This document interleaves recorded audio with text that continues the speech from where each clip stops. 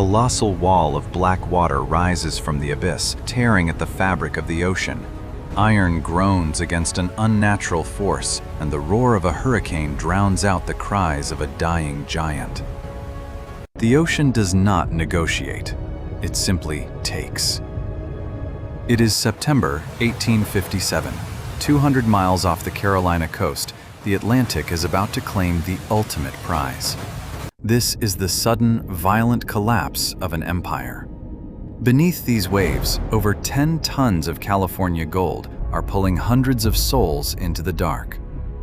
But the true storm was meticulously engineered in the quiet boardrooms of New York City.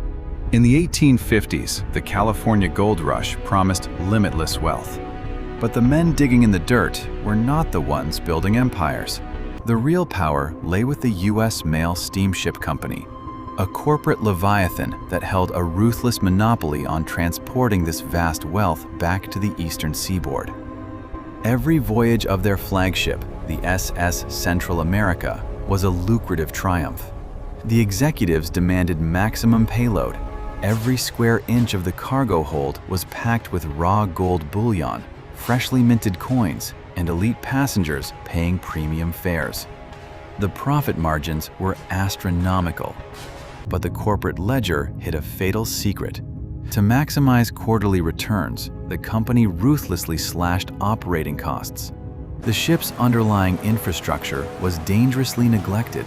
The steam boilers were continuously pushed far beyond their physical limits. The water pumps, the single most critical defense against a breach, were cheap, outdated, and severely unmaintained.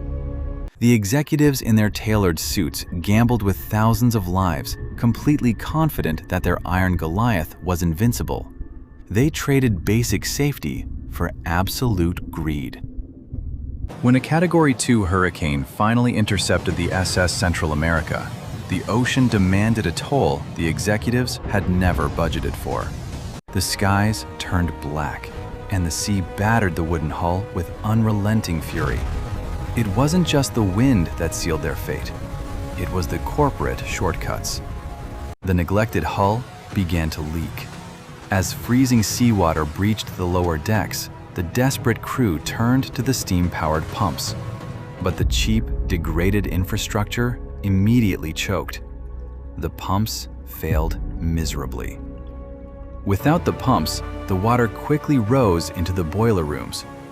One by one, the massive fires were extinguished. The steam engines died. The colossal ship lost all propulsion, transforming instantly into a paralyzed, drifting coffin.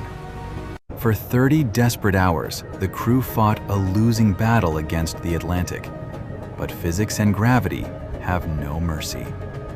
On September 12th, the Golden Goliath fractured and plunged into the abyss, taking over 400 lives and an unprecedented fortune down into the crushing dark. The silence that followed the sinking was deafening, but the shockwave was just beginning to travel. As news of the disaster reached New York, a chilling realization set in. The gold backing the American economy was sitting at the bottom of the ocean. The sudden, catastrophic loss of wealth triggered an immediate and devastating financial collapse. Banks that had heavily leveraged against the incoming gold suddenly found their vaults empty. Panic swept through Wall Street like wildfire. Businesses shuttered their doors, major railroads went bankrupt, and thousands lost everything overnight.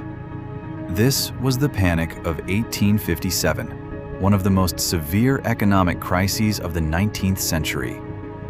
The US Mail Steamship Company, once an untouchable monopoly, found itself drowning in massive class-action lawsuits and public outrage, ultimately facing its own financial ruin. The executives thought they could outsmart the sea. They thought they could cut corners and reap infinite rewards.